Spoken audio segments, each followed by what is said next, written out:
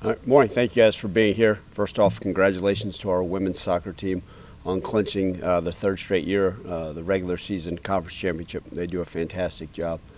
Obviously, after reviewing the film from this past Saturday, some major takeaways learned from that were, offensively, too many critical errors, and overall didn't make plays. Defensively, really a lack of execution and a lot of missed tackles. Special teams had a solid outing, but we put that game in the past. We learn from it, we grow from it, and our entire focus as a program is being all in on the University of South Florida. We know the tremendous challenge we have this Saturday. We're excited about it, an explosive team coming to town. Glad to be back home, but our focus is 100% on South Florida and excited to have a great week of preparation. Were you able to evaluate Brennan at all to see how he was doing? Well, it's going to be day to day. We'll continue to learn as we go along, like a lot of our guys. And then looking at the half that AJ had, if you have to go with him or Arrington, just what was some of the takeaways that you broke down with him? Yeah, first, AJ is, I think he just turned 18 years old, right? He's still a true freshman. And the biggest thing I appreciate about him was his calm demeanor, his confidence, his understanding. Like I've said all along, him and Arrington, they've done a great job preparing for whoever, if their number happened to be called. And at that point, we figured to go with AJ. And his calm, cool demeanor was great. It's exactly what you want. It kind of reminded me of Seth. Okay, hey, you're getting thrown right into the fire. Here you go. And so I was proud of that. He'd be the first to tell you he missed some reads, didn't get through his progressions on a lot of things. At the end of it, ultimately some of the things that could have been probably fixed towards the end of the game in order to operate at a smoother level, he would probably like to have back, and he'll learn from those. But he's going to continue to grow, and we have high expectations for him. What do you feel like this program needs to do to help restore overtime? Yeah, look, one game will not define our season. We're 6-1, and I appreciate that we're not happy at all about that. But just like I've said in the past, right, whether it's big wins, that one big win can't define our season, and that one loss certainly can't define our season. All of our hopes, goals, and dreams are still in front of us, right? When we started this season, the goal wasn't to be 7-0. The goal wasn't to be 6-1. It was to win the conference championship. So that's still out there in front of us. We just got to continue to stay focused, dialed in, find ways to execute at a higher level. The great news about this is everybody in this program is truly all in. They understand what it's going to take and the necessary things to go out there and execute at a higher level each and every time we're asked to play an opponent. And I've got great confidence that the guys will have a great week of prep in order to give us a chance on Saturday to have success. Is there like a different evaluation with AJ and Arrington kind of just every week in terms of where they are, who you feel more comfortable with in whatever situation is going into the game? A lot of it is, we kind of told them, we'll see who has the best week of practice. Each week obviously has different challenges based off the opponent, based off of our game plan, and kind of getting a feel for what that week looks like. And I think that's fair because they both are capable of going in and giving us the opportunity to win football games. And so as we evaluate even this week moving forward, if that's where we end up with, whichever one of those has maybe a better week of preparation and practice and gives us the best chance to win, we can do that. There's also scenarios we go in with playing two quarterbacks, maybe playing three, depending on what we're doing. So we got to look at it and evaluate those things as the week goes on. That's part of the game planning as we're watching film right now and kind of seeing. But with those young quarterbacks, that's part of the equation. You played three quarterbacks in a game? It's been a long time since I've done it, but it gives you something to write about, Jonah, so I might as well. In the past couple of years when adversity would happen, we would kind of know the guys in the locker room, Seth, Chandler, Greg Rubin, those guys who you kind of lean on. How does that change this year with so many new players, and also who are some of the guys that you've seen kind of step up into those roles? Yeah, as a reminder, 78 new players.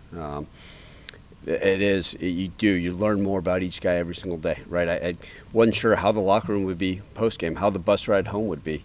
It was somber how you wanted it, but then the guy's mindset yesterday, right? The ability to come, okay, man, that sucks. We're going to bounce back and have the right approach. I mean, yesterday's practice was probably one of the best Sunday practices we've had in a long time, even though it was modified. So their attitude and approach to this thing is great. But I told them, we'll know a lot about the type of young men in our program by the way we respond this week. And now I've been pleased with that and continue to learn, like which guys were leaders, which guys are stepping up.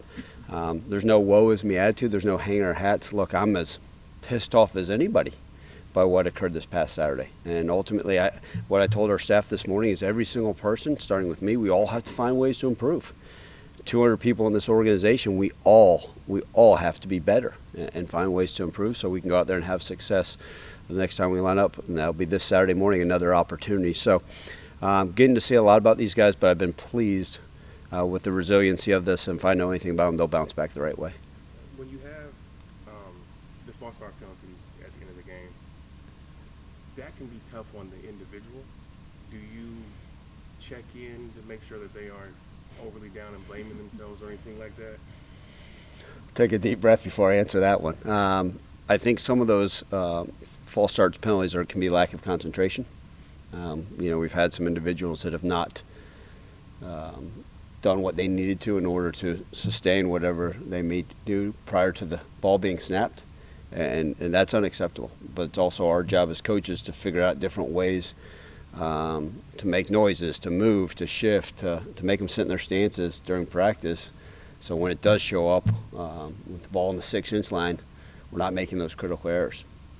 But yes, ultimately it's our job also to build their confidence back up so the next time they do take the field in a game-like situation, they're prepared. And clearly we need to do a better job of preparing some of our guys.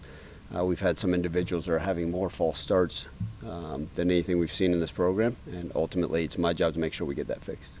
So where do you start with that, in terms of getting that out of it? Yeah, I mean, look, it's an age-old question. We're over the history since I've been the head coach, we've been one of the fewer penalized teams in college football, right? Usually towards the bottom, 15% in penalties, and even the opponent we played this past Saturday was in the higher end of penalties, and we had played a relatively clean game, but that like I talked about, the last minute and a half was a lot of critical errors. Obviously, an important part of the game. They're all important. But those false starts, you practice them. You yell and you're shifting, you're doing different things. I got to do a better job. I know you asked post game, right? Was it with the quarterback change? Was that some of the maybe the cadence and the different things that may have occurred during that time? All those things, we've got to make sure we're doing the right things this week and weeks leading up to every game to prepare for whatever may be, so we're not having those critical errors. As you prepare for South Florida, what stands out to you about the top 25 program? Yeah, first off, they're a top 20 team in the country. They're very explosive. I think over the last 4 games, they average 57 points a game. Their quarterback, it starts and ends with him. He carries their team, certainly from an offensive standpoint. I mean, he can throw it as well as any quarterback in the country. He can run it as well as any quarterback in the country.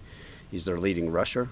Obviously, they have a tremendous tempo with what they do. And then defensively, I mean, they're playing very, very stout. We get to see them play some of these other opponents. We get to see what they've done versus an SEC opponent versus, Boise State. And they're a very, very tough team, and they're going to give us everything they have. But we're excited about the opportunity. It's a conference game. It's a home game. It's our next one. And our guys will be in the right mindset and out there to go out there and compete at the highest level. Obviously, this is the first time this team's taken a loss, so having not been through that yet this season, what exactly gives you the confidence about them that they can bounce back for a game like South Florida split? Well, first off, you want to see how they were immediately after the game. And there was no laughing, there was no smiles. All 74 people that traveled with us to Birmingham, the players were extremely, extremely disappointed and hurt and heartbroken, and rightfully so. And there wasn't a peep on the buses. Like I said before, a lot of that you can just tell how important is it to them, and it means everything. And then, sure, some of the guys had their heads held down walking to the building yesterday morning.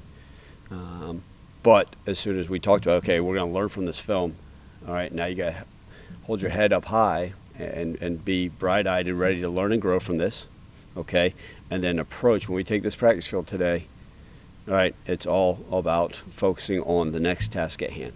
And the guys have already shown that. We got guys up in our building taking care of their bodies, watching the film with the right mindset and approach to what they need to do to move forward. And that's our job as coaches and everybody in this building to sit there, okay, let's rebound, let's find ways to improve and go out there and attack the day and be our best version of ourselves every single day. The And you guys played Byron Brown at South Florida in 2023. He had a great game that day.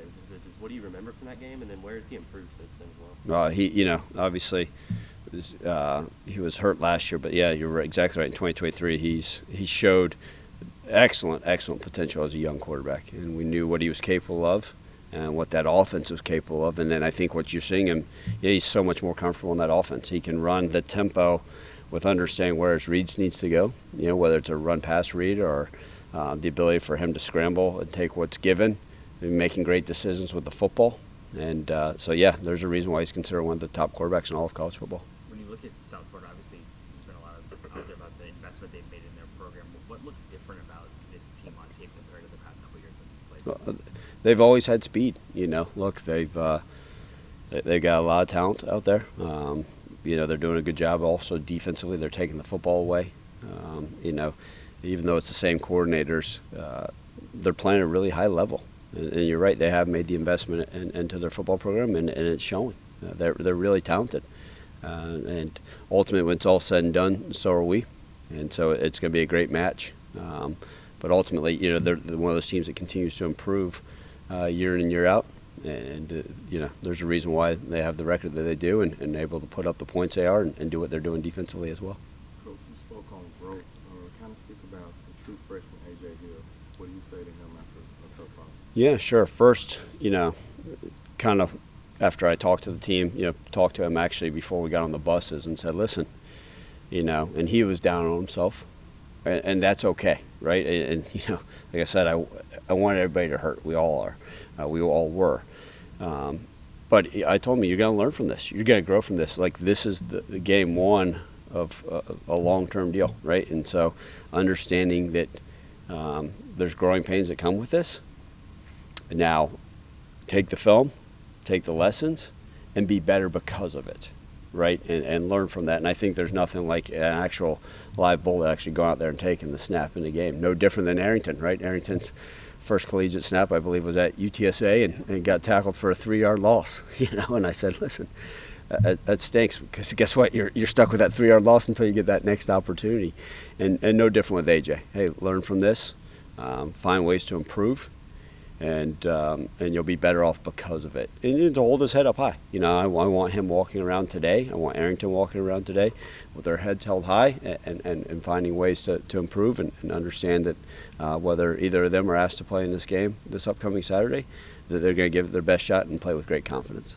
Coach, two things. You said, 1 minute they're patting you on the back, the next minute they could be slapping in your face. Do you use that? You tell the players that okay, everybody was patting you on the back. Now you're getting, sticking one in the nose. Yeah, I mean, every week, even after the Arkansas win, Jarvis, I shared with him, that Sunday morning, I said, look, everybody's telling you how great they are, and they all, big smiles on their face, said, yes, sir. And I said, but that means absolutely nothing. We haven't accomplished our goals. We haven't done anything that we set our sight in. And no different, right into the bye week. I said, be careful who you listen to. Because ultimately, we love our fans, and they're phenomenal. We're so grateful for them. But ultimately, all we can control is the opinions of the people within our own room and in the locker room. And if we earn the respect and we go out there and fight every single day to pour our heart and soul into this program, that's truly what matters. And we got to go out there and execute. And our guys understand that. And I said, we're going to get different things from different people. You got to read different things. I said, I shared with him, I get a text message from some people that say, please don't leave our program. Whatever it takes to keep you as our head coach for a long time. We want to keep you and your family in Memphis, and we love you. And literally the next text message is, can I help you pack your bags? And that's the nature of it. And so when someone's telling me how great I am, pat me on the back, doesn't mean anything, right? Unless it's the athletic director with a new contract, that doesn't mean anything, right? Or if it's, Jarvis comes and say, here we go, we're going to take care of you. No different than, hey, you got to do a better job, and I know that. I mean, I'm not oblivious to this. I always say it's on me, and I got to get our program in the right mindset. But 6-1, and I'm glad we're frustrated because, we lost a conference game, and we've got to find ways to move forward. But the great news is there's a wonderful opportunity for us this Saturday, and that's where our focus is at. One more thing. Saturday, 11 a.m. It's like 11 a.m. Simmons Bank Liberty Stadium. It's on ESPN2. It's national television. teams come in here and they get beat. Do you even mention that to them? No, they understand how important it is. Always one, it's going to be great to be back home. Our guys have a certain comfort level playing there in front of our great crowd. I know our crowd's going to show up. They're going to show out, and it is a national television game. And the opportunity to go out there and play at a high level versus a ranked opponent, that'll be motivation enough. But our guys understand. Listen, it's all about the prep work leading up to this game, and then we'll look up when about 3:30 and see what the clock says and see what the scoreboard says, and hopefully we're on the right end of it. To that 11 o'clock game in Memphis, it's on either ESPN, ABC, or whatever. There's other teams, especially teams that come in with a number by their name. Well, let's hope that history continues to repeat itself here going through this weekend. Right. Defensively been playing so well leading up to UAB. After looking at the film, how did you break down what went wrong in some of those plays? Yeah, Frank, great question. I think, first, a lot of missed tackles, and then also guys not being in the spots that probably were expected. And we'll always say, hey, maybe a call here or there to put our guys in better situations to make plays on the football. But sometimes it was, a guy was there and didn't go trigger and make the play, or guy would tackle and miss a tackle, or guy's eyes were in the wrong spot, or the zone drops weren't where we needed to exactly be. And credit to them, they made a lot of plays, but there was also some situations where we clearly weren't in the right area that we need to be for what the call had asked for.